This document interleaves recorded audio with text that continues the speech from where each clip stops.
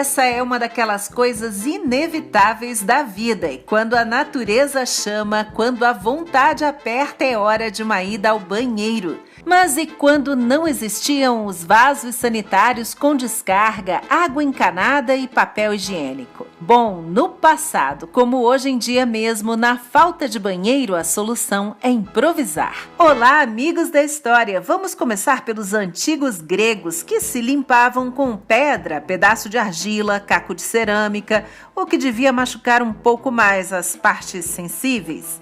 Bom, aí vieram os romanos, que se limpavam com uma esponja na ponta de uma vara, e uma só, a mesma, que podia ser usada por várias pessoas, compartilhada nos banheiros públicos, que eram feitos com esses bancos compridos, muitos de mármore, com vários buracos, para o sujeito se sentar lá ao ladinho do outro, trocar uma ideia sobre quem era o favorito na próxima luta dos gladiadores, sobre o preço do azeite, as últimas batalhas, falar mal dos governantes e, depois de se aliviar, bater papo, passar aquela esponjinha que seria enxaguada ali mesmo, com água salgada, à espera do próximo usuário. Os dejetos podiam cair num canal que corria ali embaixo e seriam levados pela água.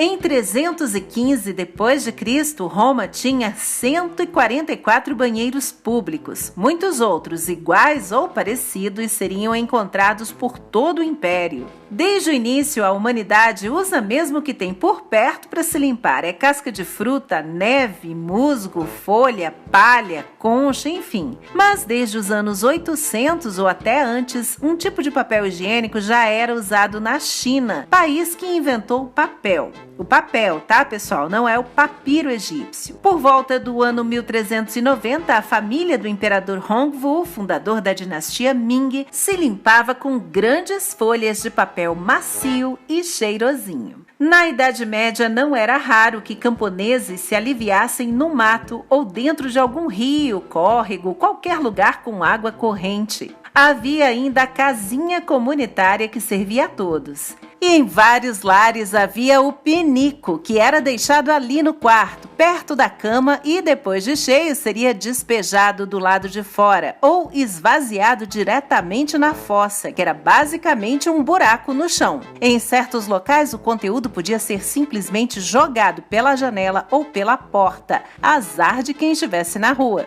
Aliás, se você vivesse naquele período, era bom olhar para cima quando passasse perto de um castelo. Essa estrutura nas paredes, uma espécie de cabine, ficava suspensa sobre um fosso.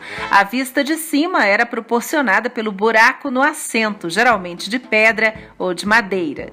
Inclusive, em 2013, nas ruínas do banheiro de um castelo no Chipre, foram encontrados por pesquisadores ainda alguns ovos de parasitas, de vermes, das fezes dos cruzados, o que indica que esses bravos guerreiros, lá pelos anos 1200, eram infestados por lombrigas, provavelmente pela higiene precária e até a água e comida contaminadas.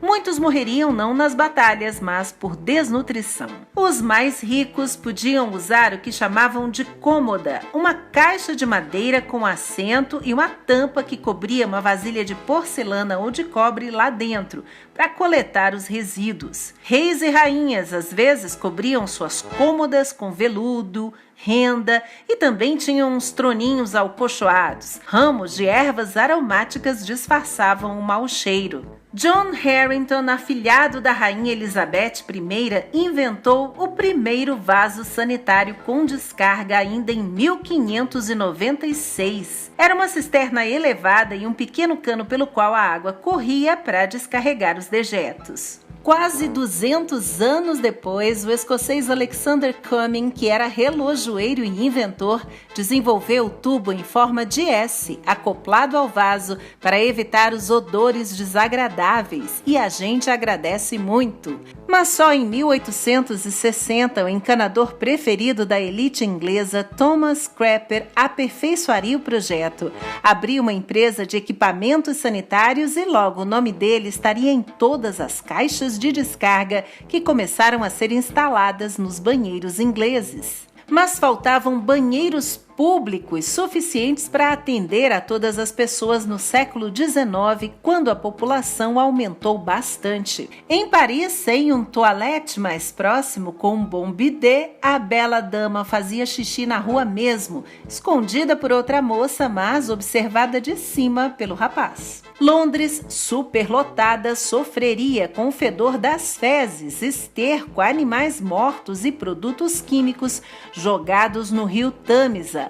A água contaminada traria terríveis surtos de cólera. E o governo então decretou que todas as novas casas deveriam ter um banheiro, construiu um sistema de esgoto e reduziu bastante as doenças transmitidas pela água. No Brasil, pela mesma época, nas grandes cidades, faltavam instalações sanitárias. No Rio de Janeiro, fossas eram até proibidas para não contaminar as águas subterrâneas. E eram os africanos escravizados, chamados de tigres, que recolhiam a urina e as fezes nas casas, que depois eram despejadas no mar, por exemplo. Enquanto carregavam os tonéis cheios pelas ruas, o conteúdo às vezes derramava, escorria pelo corpo dos cativos. As manchas ressecadas e esbranquiçadas deixavam a pele deles listrada e por isso eram apelidados de tigres. Recife usou essa mão de obra até o fim do século XIX.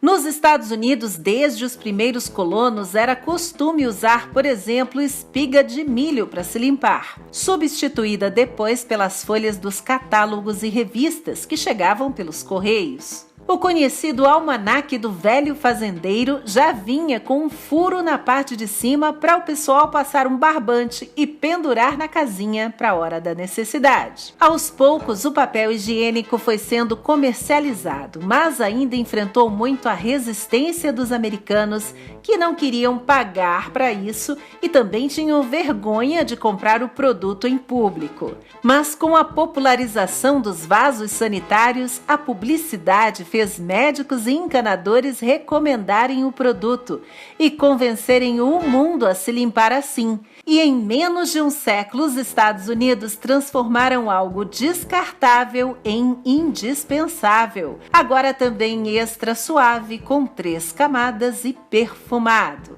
Mas é claro que até hoje, em muitas culturas, isso tudo pode variar. Na França, os banheiros públicos evoluíram com o tempo de um ponto ao ar livre para que os homens urinassem quase que na frente de todos na rua, até instalações bem bonitas mesmo como essa, e depois com tecnologia avançada. No Japão e em outros países já tem vaso inteligente que conversa com a gente, é autolimpante, tem sucção a vácuo, é controlado por aplicativo de celular, economiza água e energia, tem sopradores de ar no lugar de papel higiênico porque a celulose está cara. É o mesmo Japão onde encontramos instruções específicas para estrangeiros sobre como usar um banheiro típico do país. Só é preciso um pouco de treino e certo equilíbrio até nessas horas.